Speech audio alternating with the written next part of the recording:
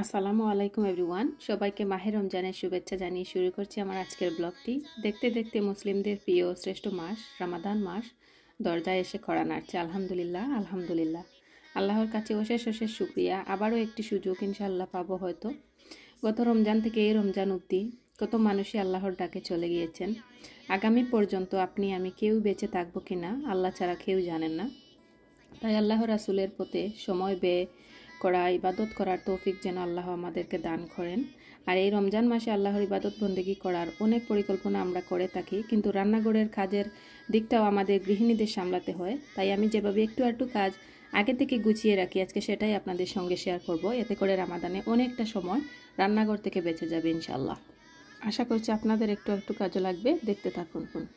আমি প্রথমেই এখানে শাহি গরম মশলাটা রেডি করব। তার জন্য নিয়ে নিচ্ছি 6-7টা শুকনা মরিচ, তারপর নিয়েছি এখানে 2 টেবিল চামচের মতো গোলমরিচ, নিয়েছি 2 টেবিল চামচ আস্ত জিরা, নিয়েছি 2 টেবিল চামচ এলাচি, আর এখানে দিয়েছি এটা শাহি জিরা, এটা 2.5 টেবিল চামচের মতো দিয়েছি, জয়ত্রী হাফ 2.5 মানে 2.5টা, আর তেজপাতা দিয়েছি 6-7টা এখানে। আর এখানে নিয়েছি আস্ত ধনিয়া, আলাদা একটা বাটিতে রেখেছি আমি। আর তারপর এখানে দিয়ে দিলাম 1.5 টেবিল চামচ লং। এখন আমি গুঁড়ো করে নেয়া দারুচিনির গুঁড়া দিব এখানে 2 টেবিল চামচের মতো। আমি আগে থেকে বেজে এটাকে গুঁড়ো করে নিয়েছি। তারপর এখানে জয়ফল এর গুঁড়া দিয়ে দিলাম 1.5 টেবিল চামচের মতো। এটাকেও আমি বেজে গুঁড়ো করে নিয়েছি। তো এগুলো আমার কাছে আলাদা গুঁড়া করা ছিল, তাই দিয়ে দিলাম। আর এভাবে দিলে একটা শাহি শাহি ভাব আসবে, তো সেজন্যই আর কি এটার নাম দেয়া শাহি গরম মশলা। তো এই সম্পূর্ণ উপকরণগুলোকে আমি বেজে নিব, শুধুমাত্র দারুচিনি আর জয়ফলের গুঁড়া ছাড়া। তো এখানে আমি প্রথমেই আস্ত জিরাটাকে বেজে নিচ্ছিলাম।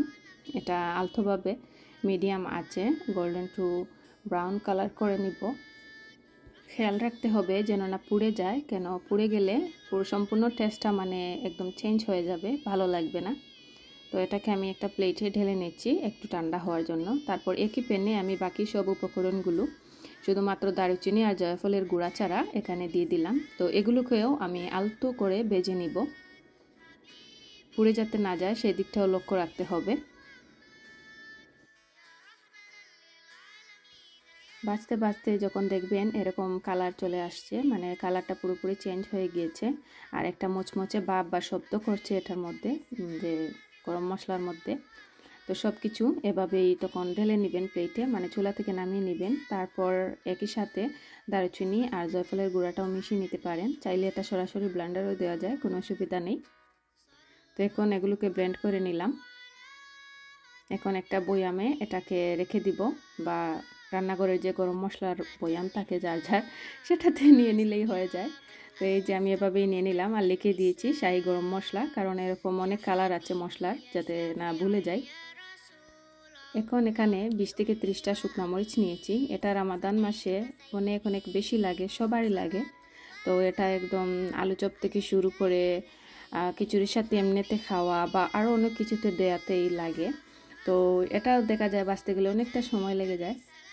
তো এটা যদি বেজে আমরা সংরক্ষণ করে রাখি, মাসের উপরেও ভালো থাকে এভাবে শুকনো মরিচ আমি যেভাবে রাখি। তো তেলের মধ্যে সবগুলোকে বেজে নিয়েছি, আর আলতো করে উপর থেকে একটু লবণ চিটকে দিচ্ছি, দিয়ে সব কিছুকে মিশিয়ে একটা এয়ারটাইট বক্সে রেখে দিলে বিশ্বাস করেন এটা মাসেরও উপরে ভালো থাকে।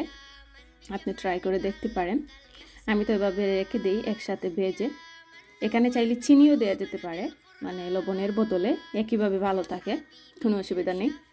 তো এই যে আমি এয়ারটাইট বক্সে করে রেখে দিলাম। রান্নাঘরে রমাদান মাসে চাইলেই ব্যবহার করা যাবে যখন ইচ্ছা। তো এগুলো দেখা যায় করতে গেলে অনেকটা সময় লেগে যায়। এখানে নিয়েছি আমি লেবু। লেবুর রসটা আমাদের লেবুর শরবত থেকে শুরু করে রান্নার অনেক কাজে লাগে। তো এভাবে যদি আপনি লেবু সংরক্ষণ করে রাখেন, রান্নাঘরের রমাদান মাসে অনেক সময় বেঁচে যায়। তো লেবু তো চাইলেই পাওয়া যায় না, বাজার থেকে আনতে হয়, কাজে লাগাতে হয়, অনেকটা সময় লেগে যায়। তো আমি এভাবে লেবু মাঝখান দিক দিয়ে ফালি করে একটা লাইম স্কুইজার দিয়ে স্কুইজ করে নিচ্ছি। আপনি চাইলে হাত দিয়েও করতে পারেন, চিপে জাস্ট রসটা নিয়ে নিলেন সংরক্ষণ করার জন্য। তো আমি এভাবে সম্পূর্ণ রসটা নিয়ে একটা চাকনিতে চেখে নিচ্ছিলাম। তারপর এটা চাইলে আপনি ডিপ ফ্রিজে বোতলের মধ্যে ভরে রেখে দিতে পারেন, ব্যবহারের আগে বের করে নিলেন। তো আমার কাছে যেহেতু আইস কিউব ট্রে আছে, আমি এটাতেই এভাবে সংরক্ষণ করব না, মানে আইস করছি আর কি ডিপ ফ্রিজে রেখে। তো আইস হয়ে গেলে এভাবে একটা জিপলগে ভরে আমি ফ্রিজে রেখে দিব, যখনই ইচ্ছা ব্যবহার করা যাবে। শুধুমাত্র এটাকে আগে থেকে বের করে নিলেই হয়ে যাবে। শরবত থেকে শুরু করে রান্নার যে কোনো কাজে ব্যবহার করা যেতে পারে। এখানে আমি নিয়েছি পেঁয়াজ, যতটুকু চিকন করে কাটা যায়, চাইলে বড় করেও কাটা যায়, এটা আপনার পেঁয়াজের বেরেস্তার শেপের উপর ডিপেন্ড করে কে কীরকম চান। তো বড় করেও করা যায়, ছোটো করেও করা যায়। পেঁয়াজের বেরেস্তা রমজান মাসে তো অবশ্যই আমাদের লাগে, বিরিয়ানি থেকে শুরু করে আলুর চপে লাগে, আবার আরও অনেক কাজ আছে যেগুলোতে মানে ব্যবহার করে থাকি আমরা। তো আপনি যদি এটা করতে যান, যখন ব্যবহার করবেন তখন দেখবেন অনেকটা সময় লেগে যায়। তো চাইলে আপনি এটাকে সংরক্ষণ করতে পারেন, মাস 2 মাসের উপরেও ভালো থাকে। আমি এভাবে রেখে দিই। তো চিকন করে নিয়েছি কেটে, যতটা চিকন করা যায়, চাইলে ছোটো বড়ো করা যায়, কোনো অসুবিধা নেই। তারপর এটাকে আমি ডিপ ফ্রাই করব। তো এই যে আমি তেলে ফ্রাই করছি, আলতোভাবে নেড়ে নেড়ে দিচ্ছিলাম যাতে না পুড়ে যায়। আগুনটা মিডিয়াম টু লো আছে, পুড়ে গেলে ভালো লাগবে না টেস্ট। তো যখন এরকম একটা কালার চলে আসবে, আমি ঠিক এমত অবস্থায় চুলাটা বন্ধ করে দিব, কারণ তেলের গরমে আর চুলার গরমে বেরেস্তাটা আরও একটু ভাজা হয়ে যাবে। তারপর চেকে চেকে তেল থেকে তুলে নিয়েছি, টিস্যু পেপারে রেখেছিলাম। এখন এই যে টিস্যু পেপারটা সরানোর পর কতটা ক্রিস্পি হয়ে গেছে দেখতেই পারছেন। তো এখন টিপস হলো, এটার মধ্যে আলতো করে লবণের ছিটা দিয়ে দিবেন। তারপর আলতো করে সবগুলোকে একটু মিক্স করে নেবেন, যাতে একটার গা থেকে আরেকটার গায়ে আর কি লবণটা লাগে, এই আর কি। তারপর এটাকে আপনি এয়ারটাইট বক্সে অথবা পলিথিন ব্যাগে পেঁচিয়ে যে কোনো একটা বক্সের ভিতর রেখে দিতে পারেন। 2 থেকে 3 মাসের উপরে ভালো থাকবে, ট্রাস্ট মি। আপনি চাইলে দেখতে পারেন। তো এটা যদি করা থাকে রান্নাঘরে, রমাদান মাসে আমাদের আলু চপ থেকে শুরু করে বললামই তো অনেক কাজে আসে, সময়টা অনেক বেঁচে যায়। তো আশা করি এই টিপসটাও আপনাদের ভালো লেগেছে। এখন আমি এখানে বানাবো বেসনের প্রিমিক্স অথবা বেসনের মিক্স। তো এটা তো অবশ্যই আমাদের রমজান মাসে লাগে, আলু চপ থেকে শুরু করে ভাজাভুজি, বেগুনি, চাইলে আরও অনেক চপ আছে যেগুলোতে করা যায়। তো এটা যদি করা থাকে, এটা করতেও কিন্তু অনেকটা সময় লেগে যায়, আলাদা করে চাকতে হয়, লবণ মরিচ সব কিছু মশলা টশলা দিতে হয়। তো দিয়ে এটাকে মিশিয়ে তারপর এটাকে ব্যাটার তৈরি করে করতে হয়। তো যাই হোক, এটা যদি করা থাকে অনেক সময় বেঁচে যায়। আমি এখানে 2 কাপ বেসন নিয়েছি, প্রায় আধা কেজির মতো। তারপর দিয়েছি পরিমাণ মতো লবণ, দিয়েছি ধনিয়ার গুঁড়া, দিয়েছি জিরার গুঁড়া, আর দিয়েছি লাল মরিচের গুঁড়া, সব 1 টেবিল চামচ করে। তারপর দিয়েছি হলুদের গুঁড়া, আর এখন দিচ্ছি এখানে বেকিং পাউডার 1/2 চামচ, বড়ে 1/2 চামচ। তারপর এখানে দিয়ে দিব চিমটি করে সোডা, খুব বেশি সোডা দেওয়ার দরকার নেই। এখন দিব এখানে চালের গুঁড়ি আমি দিচ্ছি এখানে 4 টেবিল চামচের মতো হবে, 1/4 কাপ।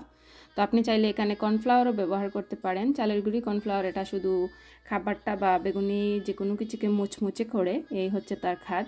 তো সব কিছুকে মিশিয়ে ভালো করে আমি একটা বয়ামে রেখে দিয়েছি। আপনি চাইলে তখন আবারও এটাকে ছাঁকনি দিয়ে ছেঁকে নিতে পারেন, তাহলে মিশ্রণটা আরও ভালোভাবে মিশে যাবে। তো এখন আমি এখানে একটা ব্যাটার তৈরি করব, এই ব্যাটার দিয়েই মানে দেখাবো যে ব্যাটারটা কীরকম ঘনত্ব হবে। এই ব্যাটারের মধ্যে একটু একটু করে পানি দিবেন, প্রথমেই খুব বেশি দিতে যাবেন না, তাহলে পাতলা হয়ে যাবে।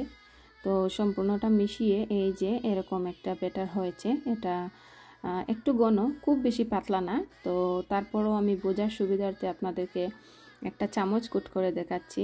এই যে চামচটা ডুবানোর পর, তোলার পর, এই যতটুকু পড়ার পরও দেখবেন যে চামচের মধ্যে একদম গোলাটা আবৃত হয়ে আছে, ততটুকু ঘনত্ব হবে।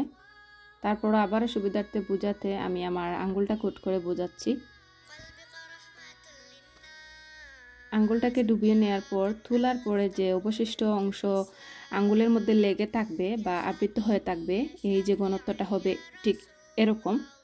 আশা করি আপনাদের এই উপকরণগুলো দেখানোর থেকে একটু হলেও উপকার বা কাজে আসবে। তো এই ছিল আজকে আমাদের ছোটোখাটো একটা ভিডিও রমজান মাস উপলক্ষে। এই কাজগুলো করে রাখলে আমরা অনায়াসে আল্লাহর রাসূলের পথে ইবাদত বন্দেগী করতে পারবো, সময়টা আল্লাহর পথে ব্যয় করতে পারবো। রান্নাঘর থেকে একটু সময় বাঁচানোর প্রচেষ্টা, এই আর কি। তো তো যাই হোক, আজকের মতো এতটুকুই। আর ইনশাল্লাহ আমি আবারও আরেকটা ভিডিও রেডি করছি, হয়তো বা বাঁচলে আপনাদের সামনে নিয়ে আসবো। তো আজকের মতো এতটুকুই। আসসালামু আলাইকুম।